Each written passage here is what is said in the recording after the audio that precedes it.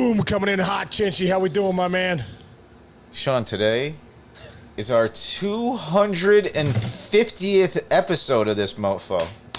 Let's go, baby. Let's go. Come on, give us some applause. Cheers. How about that? Wait, what else do I got on here? Wait. Hall of Fame. Just start hitting all the buttons, bro. I can't hear that. You can't hear it. Oh. That was Rick rolling. Okay, that sounds forever, ever. You'll hear it on a broadcast. Forget it forever with you. Yeah. Dude, 250 times. Think about this, dude. I still remember over 2 years ago being like, hey, I'm thinking about starting a podcast. You want to do it? And you're like, yeah, it sounds great. I'm like, all right, when do you want to start? I don't know. Let's start tomorrow.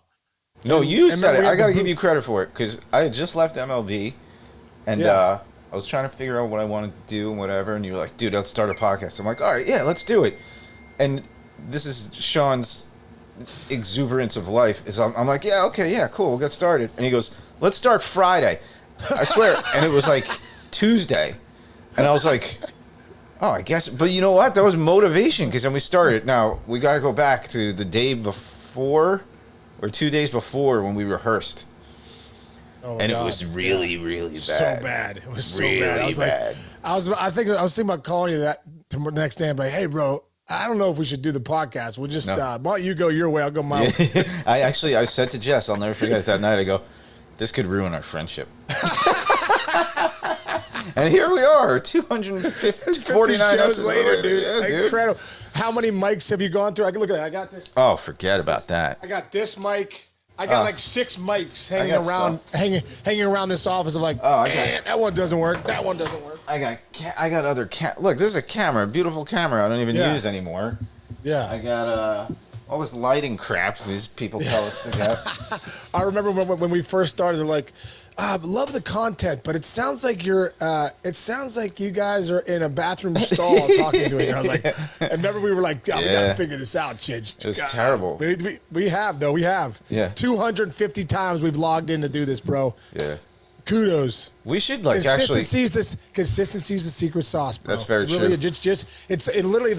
We talk about it, you and I being in the industry, like it's the mentality of a baseball player, man. Like you just gotta grind sometimes. You gotta show up. Like we've been doing this show every day for 8 months now, something like that, and maybe 6, whatever. But like, yeah, you just on days you don't want to do it. That's when you got to double down and make it happen. That's when you got to make sure you. So I'm proud of that, dude. I'm proud of that grinder mentality. I love that mentality of like the grind of like love what you do and do it and do it consistently. And then next thing you know, you're at 250 episodes. All right, yeah. And talking about how the sausage is made, just 2 nights ago, right? We were sitting here and we text each other at night. Okay, what time can we do tomorrow? Because first of all, both of our schedules are completely up in the air for the most part.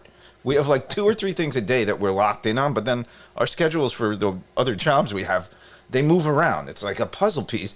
2 nights ago, we were getting prepared to record at like 8:30 in the morning. We're going to do our show for 15 minutes. Then we're going to get a guest. We had a guest all lined up.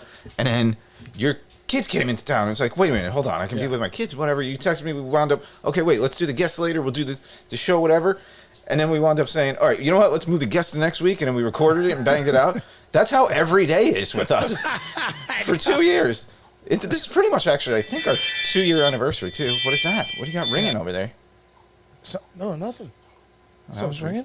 Yeah, it sounded like a phone. You get an alert or something? Oh, that's so annoying. Sorry. Yeah, it's my Ring camera, bro. It pops up and people move in the house. I thought Tinkerbell was flying around. It's a cute sound. Anyway. But so here we are, 250 episodes later. And to everybody that's been listening to us, I don't know who's been here for 250 and who's been here for 5, but we really appreciate it. And we're going to keep bringing you great content of baseball and life, and all the journey of what we're doing. Yeah. So thanks for joining us. We appreciate. We know your time's valuable, as we know our time's valuable. And what you listen to, is a big deal. So thanks for tuning in to us. Yeah, absolutely. I totally agree on all fronts, man. So we are the positivity show here, right? Yeah. Oh, yeah. Tampa Bay Rays are now 10-0. And I'm seeing negativity, Sean. Oh, I'm seeing where? should I call it? I don't know. Well, Okay, you can just say. I'll just say I've seen a couple articles where it's like they haven't played anybody yet. This schedule now where it's, where you're playing all the teams. It's not good for baseball. Tampa Bay hasn't proven anything. We both say baloney to that. They're 10-0. And give me your take first, and then we'll kind of walk through. Well, here's the deal, bro, because I've been there for 12 years playing big league players. These are the best players in the world. I don't care. The worst team still has some incredible players that on any given night, that starter, what happens is those guys in the bump are good, but sometimes they're inconsistent, and that turns out to make you not a great team. But on any given night, a starter has dominant stuff and could dominate anybody. So, like, to get a sweep in the big leagues, Chinch, is so hard. To beat a team 3 games in a 3-game series, the worst team in baseball, to win 3 games in a row is hard, right? So if you're saying, the Rays haven't played anybody, all right, that's fine. They are crushing these teams.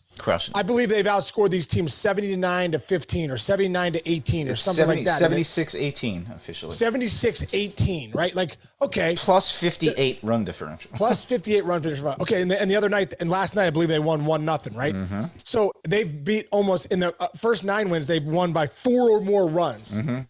This is big league baseball. This is not easy to do. So you can say they haven't played some great teams. Okay, I get it. That's probably true. I mean, those are the facts. But to win 10 games the way they're winning them shows that they have an elite staff. They have a wipeout bullpen, and their lineup is hot right now. So, you got to give the Rays credit. To win 10 games at the big league level the way they're doing it is not easy to do. Yeah, and I'll say the same thing. Like, we were talking before we came on, like, it's a different sport. Like you said, like, a 10-1 football team, I bet you can count on one hand the times like a 10-1 NFL team has lost to a 1-10 NFL team over the course of the last 25 years. It's just right. And like you said, baseball on they say football any given Sunday, baseball on any given day of the week, any of the 7 days. Exactly. Yeah. Right. That how many times have you faced a guy's September call up or something, and you get up to the plate, and all of a sudden you're 0 for 4, and you're like, wait a minute. That guy's not that good. Wait, what just happened? I never saw him before. He screwed me up. I'm used to 99. This guy was throwing 92. It's a whole different ballgame. And so credit to them. They're 10-0. Guess what? Do you know how hard it is to come back from that? Look at this AL East. They are 4 games ahead of the Jays and the Yankees. 5 ahead of Boston. 5 ahead of Baltimore. Think about how long it takes to make up 5 games in the standings, Case. Talk about that for a second. Right.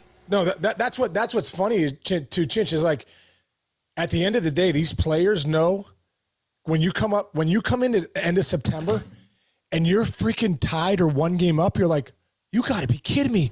We're 157 games in and we're tied? Yeah, it's crazy. What happened? Then all of a sudden, as a player, you go, let's go back to April. What happened? Oh, yeah, we got off to a decent start. We were 500. Yeah.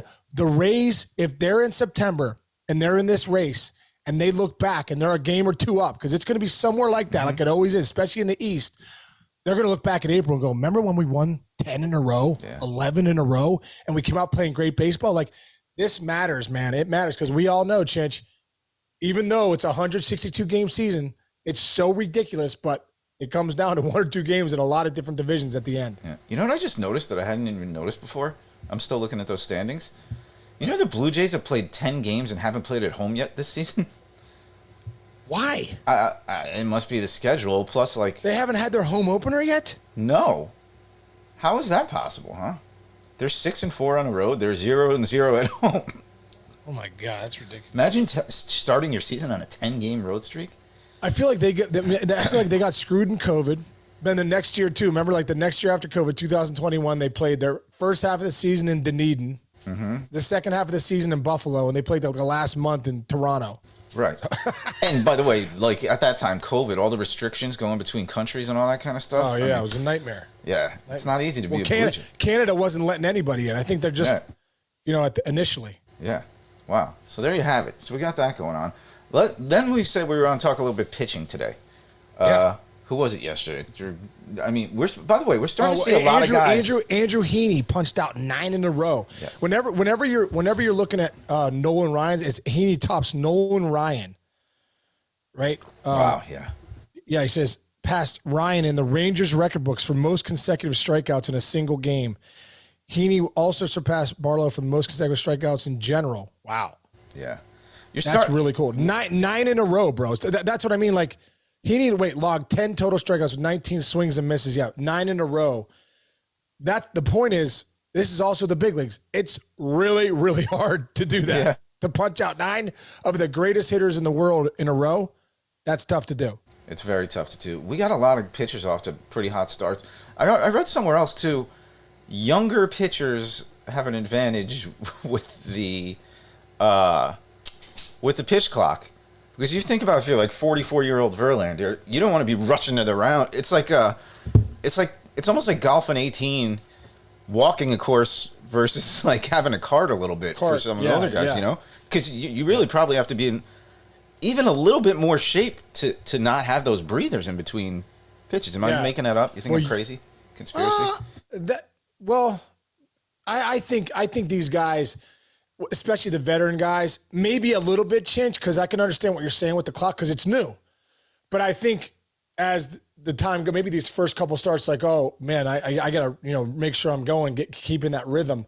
But I think these guys are in such great shape. If you're on one of those teams, and even if you're a veteran player, you're in such great shape that you're probably able to keep pumping them. Yeah, that's true. Speaking of which, Max Scherzer, like everybody was worried about him. He comes out yesterday. What was it, like 6 innings, 5 or 6 innings, one hit, 5-6 Ks, boom. And against the Padres too. Against the Padres. Pretty good. Who got him? I think that's the second time he's faced it. But yeah, what else we got out there? The other guy. I went to the Pirate game last night. Yeah. I went to the Pirate game last night. My son Jake was in town just for they had an off day, so he came home. Me, him, and Sarah went to the game. And one thing I learned: Yordan Alvarez is a really good player. The guy flat out rakes, hit a couple balls, all over the place. But one other thing too was interesting. I could really tell what the shift is doing for the game. I remember it was second and third. Kyle Tucker was up, and they were playing in, and you would think in that situation they maybe would have played a little bit more of a shift kind of thing, right? Dude, he hit like a chopper to the right side, and it, second baseman dives, misses it, but it was like, how did that get through? But what, Chinch, visually it looks so weird because we've had the shift on for so long. We're so used to seeing all the guys on one side. I was like, man, I haven't seen that in a long time where a ball just gets by the second baseman. And it happened a couple times last night. So, we talked about the balls up the middle and the balls in that hole. I think that the shift is, definitely bringing more action to the game. There's no doubt about it. Not just action. I would add this, the beauty of baseball. Do you know what we've seen a lot so far? This just popped into my head. Really nice double play turns. Guy going up the middle, Lindor backhand and double turn. You're seeing the double play come back, and I think that is like some of the most beautiful artistry in the game of baseball is when you have a shortstop in the second baseman or a third baseman second base. Like, I love a double play. And think about how big it is in a game. Usually 7th inning, you got Verlander out there, he's sweating, he's got, one more batter, and you get that ground ball short, he turns and fires, boom, and you're running in. Goes nuts. I bet we have not seen that very much at all with the shift. And I love having that back. You're seeing the athletes in the field that you weren't getting a chance to see that athleticism. Right? That's a great point, man. I agree with that. The athleticism up the middle. It's always been you win up the middle with your shortstop, your second baseman, your center fielder. You win with covering that defensively. Well, with the shift, it kind of took away a lot of the athleticism because all those guys there, more balls are right at guys. You got a short right fielder and a right fielder. Now it's like, yeah, man, you really see the athletes you have up the middle because they're back turning twos. They're back making plays. Because they have to cover that middle now. They're not just standing there. So I think it's a great point, man. We're seeing now in baseball the athleticism of these guys up the middle again, and I think it's great for the game. Yeah. And the other thing I've been noticing is, have you noticed how guys are using their timeouts, the hitters? That's been interesting to me. Yeah. A lot of the guys wait until they have 2 strikes, or they'll wait until see like if I don't know. It's just been interesting seeing the gamesmanship of the timeout because there was an at-bat in a Mets game the other day. Shoot, I'm forgetting who it was, but it was like the at-bat actually took as long as an old school at-bat would be because there were like little discrepancies and like I'm still learning. Are you still learning it? Like when I see a foul ball, I'm like, wait, when does the clock start? Did he not start the clock? And you see occasionally they're forgetting to start the clock. And then it's like, then the batter's like, what? Should I take my time out? I don't hate it, honestly. Yeah. I don't really hate it. I noticed yesterday, because it was the first game I'd been to with the pitch clock, and they got the clocks all over the place. It's kind of cool. They had it in center field, so as the fan could see the clock. It definitely brings a new element to the game. But the one time the clock didn't start, I'm like, what the heck? Clock's not starting. Well, what happened was the ball boy was giving the balls to the umpire. Ah, yeah, there you go. So I wonder if that could be a strategy too. Like, hey, wait till you get the balls to the umpire a little. You know what I mean? Like, so the umpire goes over, gets the balls, he comes back, and when he gets back into the area, bam, the clock starts. But it was like, it was an extra 6-7 seconds. Yeah. So it's interesting to see when the clock starts and hitters and stuff. It's just, I like it, man. I think it's good for the game. I really do. And the game was moving. Yeah. SNY on the Mets broadcast did something that's kind of blown up today. That was pretty cool. It's pretty funny. I wouldn't do it all the time, but they had it was like a split screen shot of the batter and the pitcher, and they had the clock was like right there, but and it was like you remember 24? Like that countdown clock with the digital countdown clock. Jack Bauer. I love 24. Kidding me? Yeah, but so they had that going while these guys were like staring into each other, and it was like you just needed like the 24 music. By the way, do you know he's got an amazing new show? Jack Bauer. Hold on. What? Wait, Kiefer Sutherland. Yeah, dude. Ever since Young Guns, I love this guy. Dude, Young Guns, and don't forget, Lost Boys too. No, Lost Boys. That's what I mean. Lost Boys. That's what I meant. That's what I meant to say. Lost Boys. Dude, but dude. Go ahead. What were you going to say? 24 is one of my favorite shows of all time. You have got to watch Rabbit Hole. What, are you serious? It's called Rabbit Hole. What frickin' subscription is it on? That's a great. It's so funny. It's not even on a channel. There's no channels anymore. No, What subscription do I have to buy? I have a million of them. Amazon Prime, Netflix, Paramount, Showtime. There you go. Paramount Plus. It's Paramount Plus. Oh, let's go, bro. I got Paramount Plus. I know, aren't you? It's like winning the lottery every time you find out you have the network that the show is on. They have the best shows, dude. Paramount Plus. They're Swear great. to God. Yes. They got Yellowstone. Mm-hmm. They got 1923 with Harrison Ford. Incredible show. 1883 with Tim McGraw. They got the mayor of East Side or the mayor of East Town. Yeah. East Town. Oh, this is why you're building a log cabin in your backyard. Because you want to live in the woods. Jeremy Renner. And then they got this Rabbit Hole show. But, dude, also The Offer. Have you watched The Offer? I have not watched it yet. Wait, Chinch. Who's in The Offer? Are you Miles Teller, dude? Oh, I don't think. Wait, hold on. Wait a minute. Dude, The Offer is about, we talked about it with. No, I gotta watch that. The Godfather. I've never seen The Godfather, though. Is that good? That's not good. Wait, excuse me? I've never seen the Godfather movie. I'm going to watch it. Now that I've watched The Offer. Are you kidding me? It's embarrassing. It's one of those people like, it's embarrassing. I know. The Godfather 2 is arguably the greatest sequel of all time, too. Clearly you haven't seen that either. I definitely haven't seen that. Robert De Niro, I don't even know if he has more than like 5 words in it, and I believe he won the Academy Award for Best Supporting Actor. Is he in one or no? Is De Niro in one? Oh my God, Sean! I know. You want to stop doing the podcast with me, don't you? I think 250s we peaked. It's over, dude. No, De Niro plays a young Don Corleone in Italy back before. In part 2, it flashes back to how the guy Vito Corleone became Don Corleone. I can't explain it. There's too many people that have watched this. Everybody who's sitting here right now is going, okay, we all know. We don't need to hear this. We don't need to have Chinch explain to Sean Casey about the greatest movie in the history of the world. And you watch a documentary on it and didn't even watch the dang movie. Bro, the documentary's incredible. I can't wait to watch the movie, dude. I can't wait. There's 3 of them. And they redid I'm so shook. I'm shook right now. I am shook. At any given moment, if you walk into a Chenchimino household, the Godfather's in the background on the TV somewhere. It's on every channel every day. You've never. You can't. I've seen parts of it. Like I've seen like Marlon Brando. Isn't he in it? He's the Godfather. Isn't he? He's the Godfather. What? What? He's the Godfather. He's the Godfather.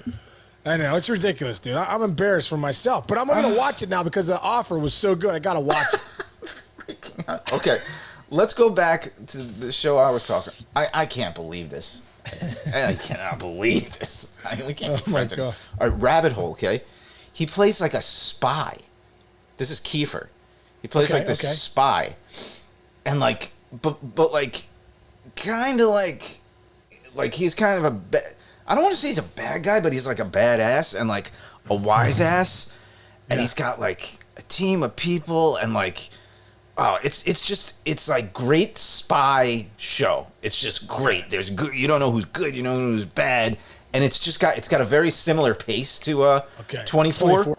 Yeah, but he plays a different character. You go back and watch episodes now at 24. You realize how young we were because they got the flip phones. He's like pulls out the flip phones like. Pulls his antenna up. He's like, I think we got a terrorist in the freaking out in the 7-Eleven right now getting coffee and freaking a muffin. It's so funny. Yeah. Oh wait, I was gonna say something about him. Oh, I once heard he was explaining why how he figured out how to play Jack Bauer. Yeah. I always thought this was really cool. And he goes, all you have to do. All I did in the beginning, and he said it clicked. And he goes, just pretend I'm really late for something. So he said, when you go, let's just say you go to a diner and you're going to have a cup of coffee. And you say, oh, what would you like? And you go, I'll have a cup of coffee. What he would say is, he walks into the thing and go, I'd like a cup of coffee. I need a cup of coffee. And he's like, and so that's how I played the role the entire time. He's like, because I was just like pretending there was a clock on me the entire time. Oh my God, dude! I wonder if he brought that stress to his real house. Like, you go, I couldn't sleep tonight because friggin' I was, on the 24 clock, and you know what I mean? I was late for everything. Oh, I mean, I know you've been late to things before, but I have trouble being late. I get like that might be one of my biggest triggers for anxiety.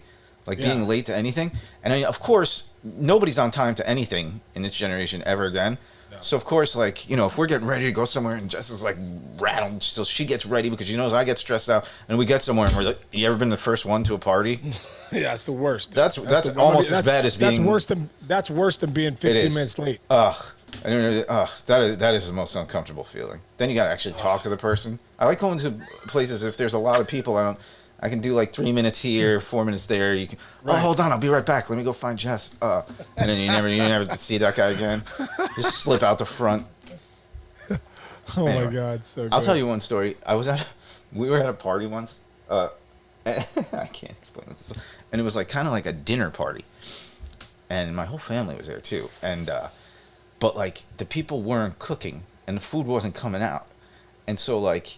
I'm there, and my mom at the time was older, and it's like, they got to eat. Some people eat at 6 p.m. It's like 8:30, 9 o'clock. Older people start shaking up. We snuck out of there, went to a diner, just left a dinner party, and went to a diner with my family because they were hungry, and then we went home. And apparently the food didn't come out until for like another hour after that. Hey, man. So you were right. So you made the right decision. We did make the right decision. You know where I learned stuff like that? From The Godfather. You learn a lot of life lessons from The Godfather. God, I'm going to watch. Seriously, I can't believe the second one is just as good or better than the first. I don't want to say. You know what? Also, too, I feel like a bad dad. Like your role as a dad is like, I made sure my kids have seen Gladiator. I made sure they've seen, classics like Can't Buy Me Love, Revenge of the Nerds. Yeah. Like, so classics. Well, Revenge of the Nerds. What are some other good classics? Oh, Karate Kid. Like my daughter Jillian and I. She hasn't watched Revenge of the Nerds yet, has she?